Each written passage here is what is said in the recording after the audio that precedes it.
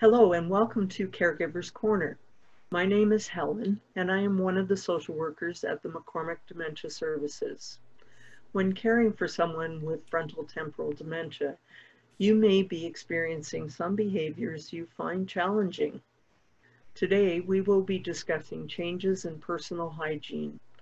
To help us understand why these changes occur, we will be hearing from Alex Douglas, who is a registered nurse, and Lisa Jaworski, who is a therapeutic recreation specialist. Both of our guests work with the behavioral response team. Thank you, Alex, for joining us today. Some of the folks who are caregiving for somebody with FTD have talked about how difficult it is for them to get their person to shower or bathe. There seems to be a reluctance or disinterested in showering or bathing. Why does that happen? Alex, can you give us kind of like a medical perspective on that? Absolutely. So there could be a number of things that might be contributing to this reluctance to bathe or to shower or to change their clothes. And to best understand that, we have to understand the changes that are happening in the brain. So for frontotemporal dementia, it is largely affecting your frontal lobe, which is you have your forehead area, and your temporal lobe, which is a little bit farther back on the side. So first, I want to really briefly touch on what those two lobes do. Because once we know that, we'll know a little bit better as to why we're having these changes. So the frontal lobe is the largest of the four major lobes in your brain. It's right in the front. And it doesn't mature in humans until our late 20s. So if you think about some of those classic teenage behaviors, that kind of makes sense as to why some teenagers might act the way they do once you understand what the frontal lobe does. So two of the kind of parts of the frontal lobe I'll talk about are the gyrus, and that controls your self-awareness, your language production, your comprehension, and a bit of inhibition as well, and the orbitofrontal cortex. And that controls your flexibility, your inhibition, social behaviors, emotional appraisal, your ability to learn and to adaptively learn. And also it controls your reward and punishment ties to behavior. So that part of the brain might control, let's say, if you touch a stove, you might get burnt. Okay. So when people have changes to these areas of their brain, and how they might normally interpret their surroundings themselves also change. So a big part of, or a possible big part of FTD can be apathy. So whereas before you or I, or someone who is not experiencing this apathy, it might really bug us if we are malodorous or if we aren't clean. But some of these individuals might having so much apathy that it really just will not bug them at all. Another part of that. Alex, can I just stop you for a second and ask you to kind of tell us what apathy is? For sure. Yeah. Thanks. Yeah. So I guess in a very broad layman's terms, apathy is not caring, which is kind of an insensitive way of putting it. But it's you kind of lose interest, and things that may have been a priority earlier really aren't anymore. So these folks may also have difficulty initiating activities as well and engaging. Okay. Okay, thank you. You're welcome. So you were saying that you know, a lot of this might be apathy that causes that, and that sense of self-awareness. It's very interesting. Like both sides of the brain are involved, right, in terms of FTD. So when we talk about the temporal lobes, that's on either side of the brain, right? So on one side, it is a lot of the I guess I should point to my left side, language and communication is there. And the right side is more that emotion and caring about individuals. So is that somehow tie into the whole thing about not wanting to bathe? And it can, for sure. So in some cases, well, some people with FTD have challenges with empathy at times. And part of that can be that you really just aren't, it may not bug you as much as it used to, that you might be malodorous, or people might be judging you for how you appear. So like you were saying, the defense of the brain's for different things. One thing that I have heard is language on the left and rhythm on the right. And rhythm isn't just music, it's also your social rhythms, your initiation of things, how you move, and your sequencing things. okay. So one thing that might also be a factor in why some of these folks may have challenges is their changes in their executive function. Now, to kind of go into that a little bit, your executive function is, say, how you plan and sequence things. So if you just were to think of it kind of off the top of your head, having a bath or a shower might seem like a really easy task. If you break it down, there are lots of steps involved with that. You need to, A, go to the bathroom or go to where you're having your bath. You need to disrobe. You need to turn the water on. You need to get in, wash yourself, dry off. So there are many, many steps involved in this. And if someone is having challenges with their executive function, it might seem like a really daunting task to even attempt to do these things. Okay. One other challenge that some people with FTD might be experiencing is that they have increased difficulty in screening out stimuli in their brain. So they have a harder time sometimes kind of removing the irrelevant stimuli. Because for us humans, everyone, we're constantly being bombarded by all of our senses all the time, but our brain does a really good job at sorting out what's not needed. Now, if you think about, if you kind of lose that ability and suddenly you're being placed in a bathtub or a shower, that is a lot of stimuli coming all at once, which can be really overwhelming. Okay. Yeah. So one other challenge I've seen, and this isn't really an FTD specific challenge, but maybe more a dementia and in some cases aging in general challenge with bathing, is that as we age, our body composition changes, and so does our metabolism. We tend to have less lean muscle mass, which is how we generate heat.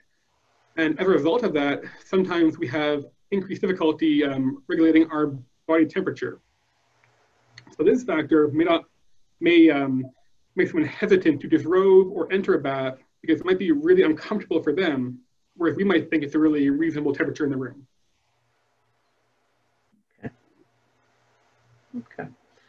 So is it possible at any point, Alex, that people with that have been diagnosed with FTD, their resistance is personal towards their caregiver, that they can actually, you know, sort of make that about the caregiver. I'm not going to do this because you want me to do it. So very purposeful kind of behavior on their part.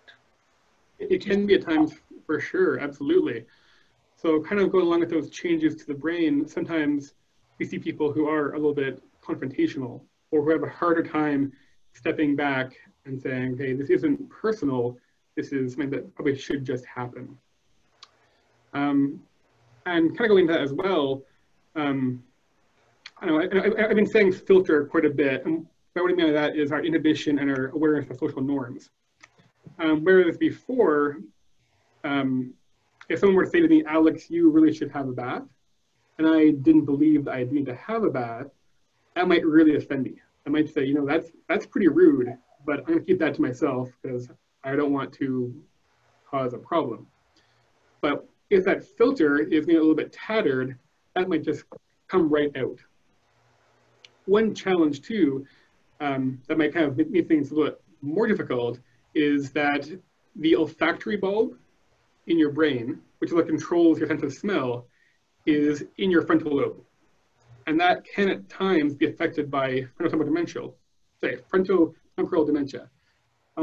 So some of these people might not actually be able to realize that they smell anymore, because that part of the brain has changed that them having an odor might not just register at all. Okay. All right. So I guess it would be very difficult to, convince somebody, yes, you do have an odor and you really do need to have a shower or a bath. Basically, there's no way to kind of prove that to them, right? Like, No. Because they can't do their own sniff test. They can't lift their arms and, sniff their armpits sort of thing. So I guess there isn't a whole lot that caregivers can do to kind of force the person to take a shower or bath. And I don't mean force in a negative way, but kind of persuade them to do that. Yeah. I mean, ultimately, everyone does have the right to refuse care, ultimately. And it really often is futile trying to argue with someone about this, is in their reality, they don't smell. So it's hard to ever win that argument when their reality can be very different than our reality. Okay.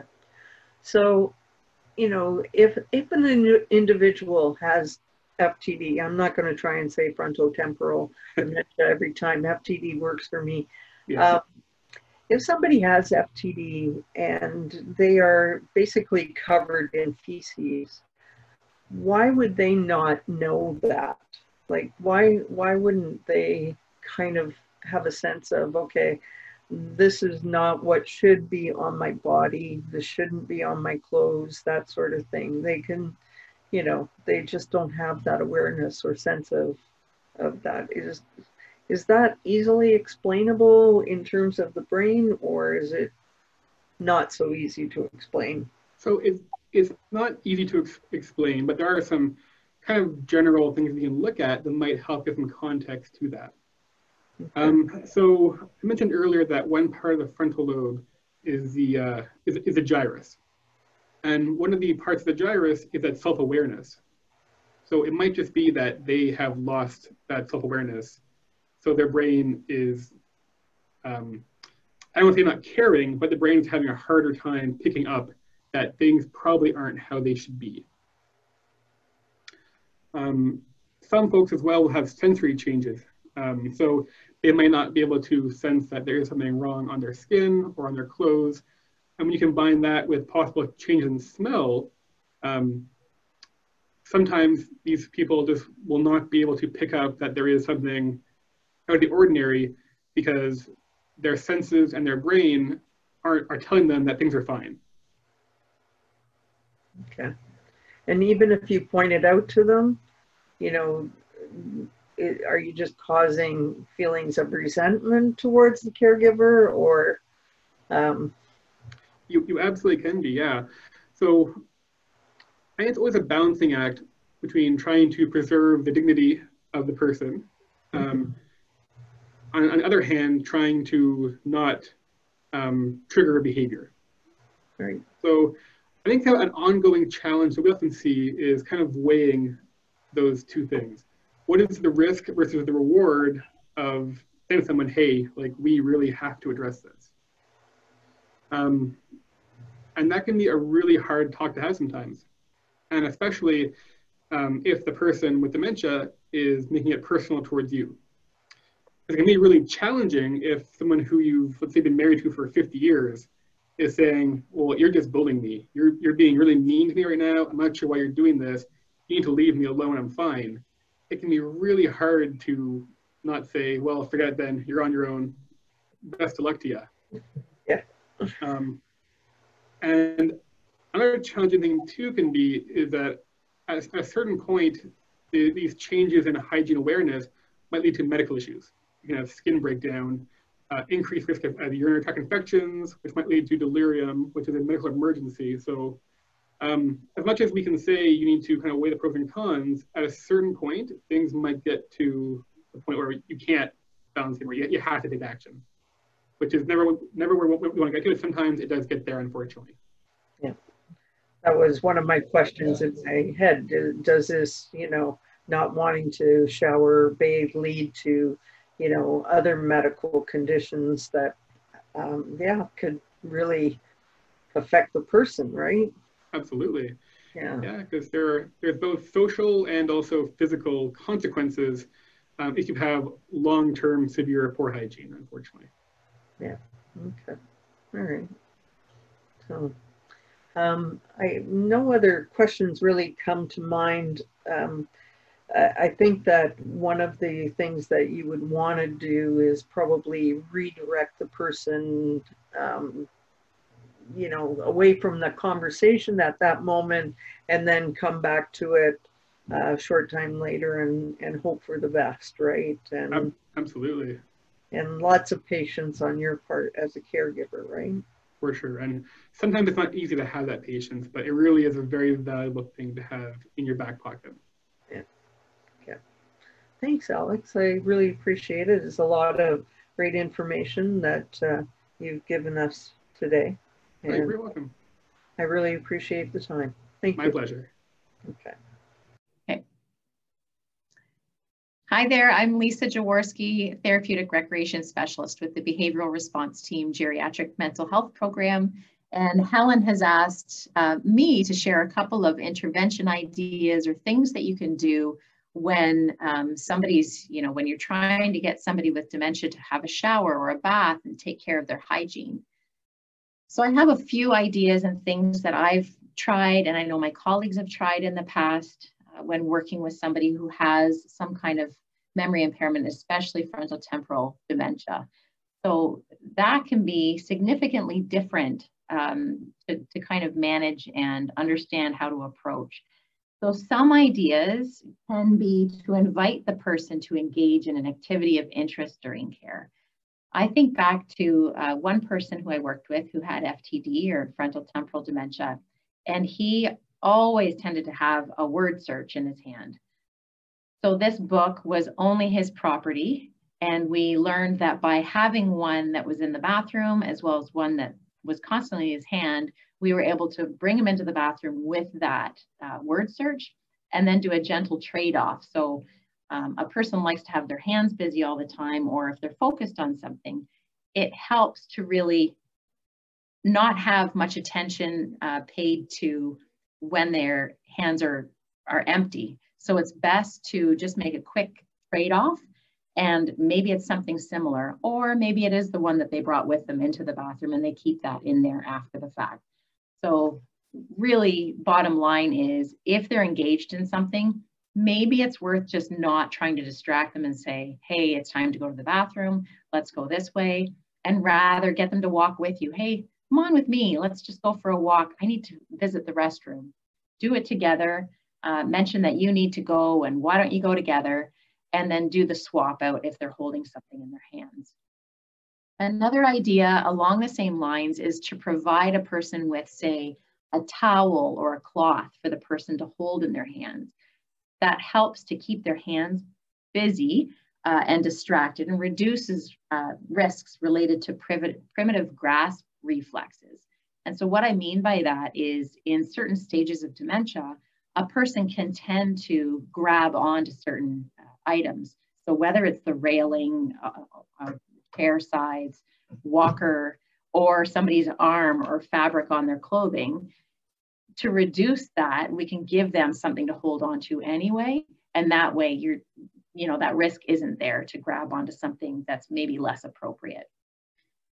Another idea is, really, people with memory loss do so much better when there's some kind of a routine or consistency with their daily schedules. So if you're aware of that the person tends to go to the washroom in the morning or in the evening at a certain time, either when they wake up in the morning or after they have their breakfast, then those are times to really pay attention and create schedules on, maybe this is the appropriate time to get the person to go before it gets to that critical time where they would need to, and it's too late.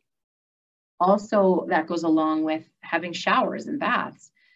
Did the person have a regular routine on maybe evenings they had baths? Maybe it was before going to bed, or was it in the morning? I know for me, I'm a morning person and can't go without a shower. So think about the person's regular routines and what was important to them. That can make that habit and that necessity for having a shower or a bath much more meaningful and make sense to the person. Another idea is sometimes when we talk about showering or bathing or needing to do certain things in the form of a task, nobody wants to do that. I don't know about you, but I don't really focus on, I'm going to go to the bathroom now, or now is going to be a good time to shower. So instead, focusing on the reason behind why you would do those things. So for instance, maybe you're having special company over, or even if it's, these days, if it's a webcam or a Zoom meeting or whatever it might be, then they're getting ready and looking nice to see the person on the other line. Maybe you're going to have a special date night or a special dinner with that certain someone. So having a reason behind why a person would want to look nice and take care of themselves can go a lot further than, it's just the day that we have our shower, or we need to do this. It's important to stay clean. Those things don't matter as much to a person who has FTD, especially. The other factor that can get in the way of, resisting showers or baths is there can tend to be a fear of water. And so one way to really help with this is to use bubble bath or some kind of color contrast that the person can see in the tub that's different than, that empty water. If you think about somebody who doesn't like to swim or feels uncomfortable swimming or being in the deep end, that's very fear-inducing. So instead, making a very welcoming environment. Also we've done, special invitations where it's like a spa. So you set the room up ahead of time, have music playing in the background that that they would enjoy, have special scents in the room, special aromas that maybe they've been receptive to in the past, and really make a whole setting, a whole environment out of it. So it's a special event. Other ideas is adding either cheap shampoo or bubbles to the water so that there's a visible difference between the bathtub and the water level. And this also helps when you're trying to think about ways to help a person stay clean, but maybe you're not so able to, actually physically help the person if they're a little bit more responsive to that. Also, when caring or tending to private areas on a person with dementia, we would need to let a person have as much control and independence whenever possible. So I think it's always most helpful if we're very empathetic and put ourselves in that person's shoes on what that experience might be like. So if a person, needs to have certain parts cleaned, it's really important that we really empower the person to do that themselves. So some ideas that can help is if you're mirroring that image and gesturing what you want to have done, like, okay, now clean your face, clean your arms, hand the person the cloth, and get them to do as much as they can. Sometimes a spouse at a certain stage, maybe the person's open to having their spouse shower or bathe with them. And so instead of cleaning the other person's areas, you can get them to do it on their own and really encourage and maybe point or give cues on how that can be done.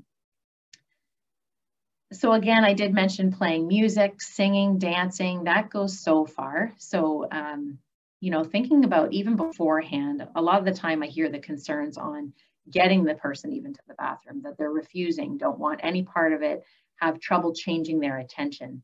So focus on the fact that if you just make it an enjoyable experience and get into a dance or a song, even if that's something maybe you hadn't done before, if it's enjoyable, they're going to pay more attention to you as the person and the way you're feeling in the moment than what the actual task is that's coming.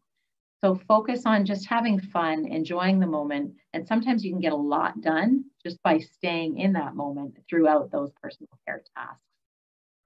Other ideas is try bathing just one section of the body at a time. So maybe it's worth splitting it up where you focus on just the top section for one day, and then maybe a second day in the week, you focus on the bottom section. So this takes more stress off of the person. It takes less time. The person's still clean, but you're just breaking it down so it's not so overwhelming. And even you can split it up even more where maybe you're just doing one side. Split it up, have a conversation, listen to some music in between, and then do the other side. So my point is really not to rush through it if the person is triggered by being rushed and feels like things are getting out of their control. Another idea, so you can also, I want to really reference the Association for Frontotemporal Degeneration, the AFTD website. You can go there and find out all this information too. The aftd.org is their website, so feel free to have a look there as well. You can give sponge baths, so cleaning without submerging in water. This can be another one that's really helpful if a person's fearful of water. And what else? I'm just kind of looking at a list that I have. Temperature. So if you think about temperature of the room as well as temperature of the water, we need to be really careful of this. So having a person that maybe has a robe on or has clothes that they can keep on during the bath or shower, and as much as that might sound unusual, you can always, if it's a robe, you can always kind of peel away one part of it, clean underneath, help the person stay warm. And also, again, consider what the environment's like in the bathroom setting. I know I get freezing cold when you go into a cold bathroom and it's hard to take your clothes off. So think about those things on how the person might be feeling. And also regulating temperature is more difficult for a person who has dementia, depending on the type and which parts of the brain are affected. Our brain does affect how we regulate our temperature. So keep that in mind as well. Let me see what else. So try a shower chair with a back as well as a seat for added security and less chance of becoming tired and needing to sit unsafely. So it's good to have a chair there in case the person needs to sit down.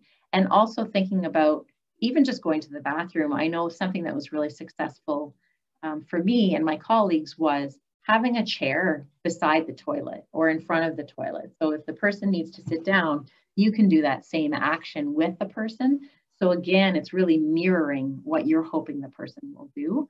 It's also very unusual for somebody to stay standing when you're sitting or vice versa. People like to be at eye level. So keep some of those tools in mind that might help you figure out how to make the person feel more comfortable. And let me just see what else, if I have any other little tidbits.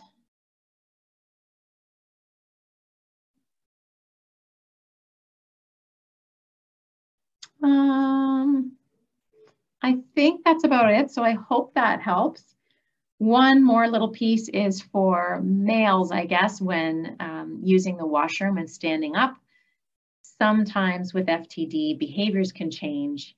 And so if you add a little fun into it, as much as strange as this might sound, is having a Cheerio or a Fruit Loop or something in the toilet takes, again, the focus away from the task, and they can focus more on aiming for that target in the toilet. And sometimes this can help too when it's hard to, for a person with altered perception to understand where to focus. So you can give that person a target in the toilet to focus on. So hopefully those are some ideas that help you. And thank you for listening.